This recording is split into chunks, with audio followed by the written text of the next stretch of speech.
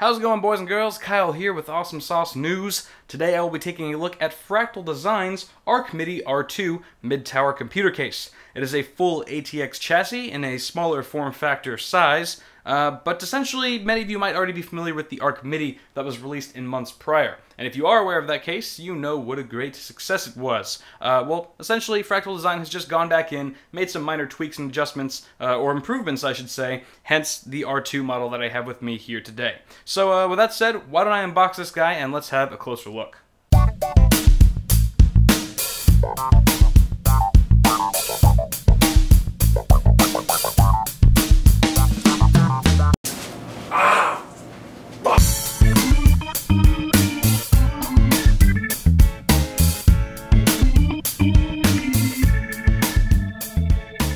Alright, so taking a look at the front of the case, first off I just will say that this case is mainly made of metal. It's very sturdy, it's got a very solid construction, but the front bezel right here is actually made of plastic.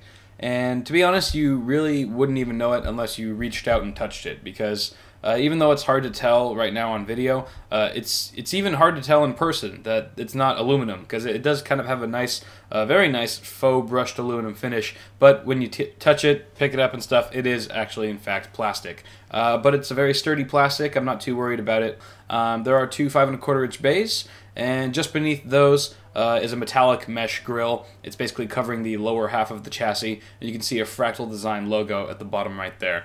With the previous Arc Midi, they actually had the Fractal logo up top, and it was kind of engraved into the chassis itself.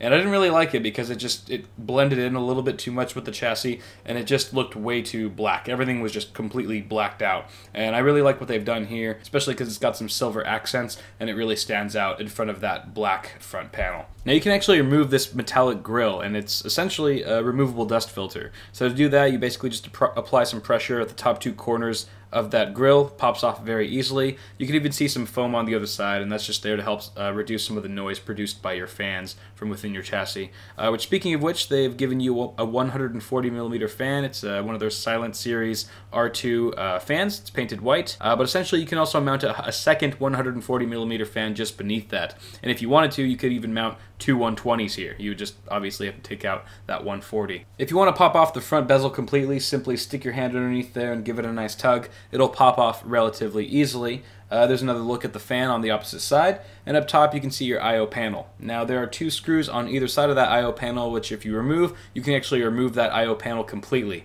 If you want to tweak or mod it, or you just need to replace it, it's very convenient and easy to do. Speaking of I/O, you've got a reset button, a mic and headphone jack, power button, as well as some activity light LEDs. You've got two USB 3.0 ports, whereas on the original Arc Midi, you only had one USB 3.0 port and two USB 2.0 ports. I would much rather have the two 3.0 ports and ditch the single 2.0 port. And lastly, on the right there, you've got a 3-level integrated fan controller. Also along the top, you've got another metallic mesh grille, and this is also removable, but in a different way than what we saw on the front. There's actually two thumb screws at the back of the case. You got to remove those, and then you can basically pop off that entire top panel, and that's going to reveal another included 140mm fan, and also a crap ton of mounting points for other fans. So you can mount either three 140s or three 120s here. And if you'll notice, the mounting points for the 120mm fans are actually off-center. They're actually veered away from the right side of the case. And the purpose of that is basically so you can install a fat 240 radiator and not run into any clearance issues from your motherboard or your memory. On the left side is a tinted window on your side panel, which I think is pretty cool because if you're rocking some really bright LEDs in your case, and let's say you don't have them connected to a controller and they're pretty much just stuck being really bright, it can be kind of distracting if you're watching a movie or gaming in the dark, for example. It's kind of nice to have that tinted window actually, if that's your situation.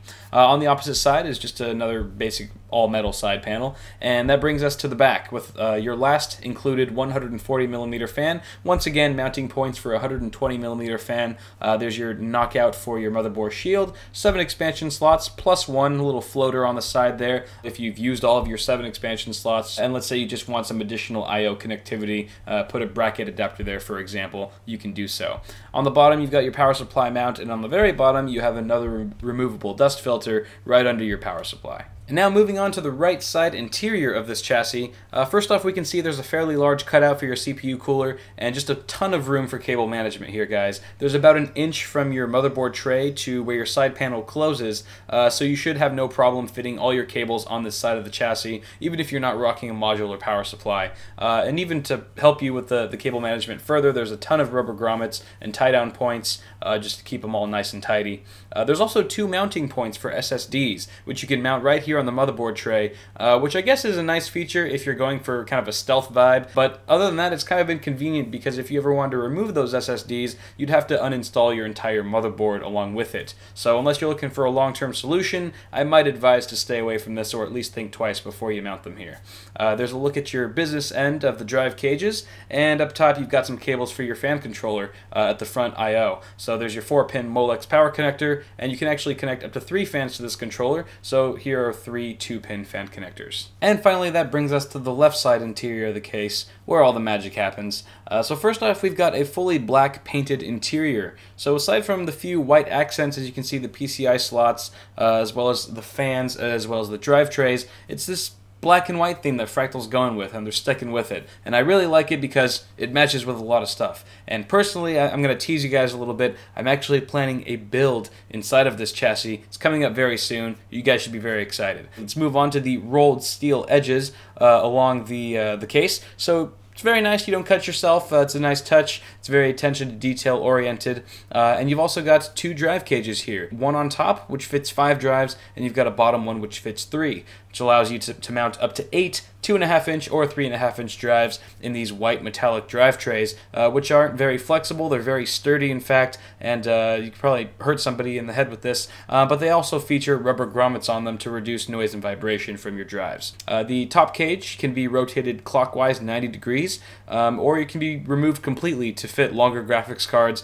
or just to open up some more airflow in your case. If you remove the drive cage, by the way, the top one, you can just fit any graphics card ever. Like, there's just a ton of room. The bottom cage can also be removed, but you can also mount it off to the left side a little bit if you wanted to actually make room for a full 240mm radiator at the front of this case. And if you're dealing with an extra thick radiator, or you just need some more room for a push-pull, for example, you can even slide this bottom cage over even more to the left side to accommodate those configurations. On the bottom of your chassis, there's a mounting point for either a 120 or 140mm fan. That's essentially right beneath where your video card sits, so it's directing air straight to your GPU. At the back you have your power supply mount, and there are 4 little foam risers that come up just a bit for your power supply to actually sit on, and that's essentially just there to help suppress some more noise and vibration. Front panel connectors, of course, power, reset, LEDs, you've got HD audio, and your USB 3.0 header.